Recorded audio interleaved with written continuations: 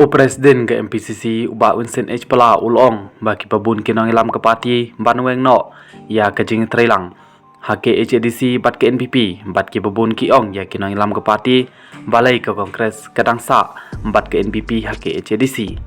Hab ajeng kren ubah Pala ulong baka Kongres ke trai bat ke NPP hake HADC kadai hadin baka UDP bat ke NPP kila yathut bat lada omi trailang lawan sensyar ka administrator hake HADC bat kan long kajing du nong ya ki phat ba kawai pat kanong rim baka Kongres kala trailang bat ke NPP hake HADC kadai halor kajing pemna ne kajing penkala ya kesik syudal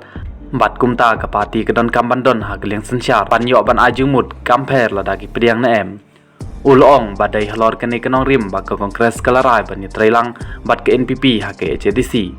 ulong baka parti kampar khat ban rem ne ban job election handrai ka bakongsan kalong balada ka parti kala ban yada ya ka jai mriu kata kadai ka bakham kongsan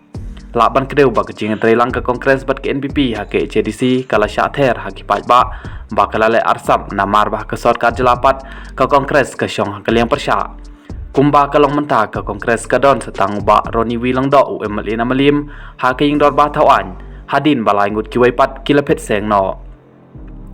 ha ka ju kopor u Presiden ke MPCC ulong bala pha syaki blok Kongres committee banjit yaki katong nak mentah ke MDC election ka ban sawan tu syu ba Pala ulong ba ka parti ka basyong jingalang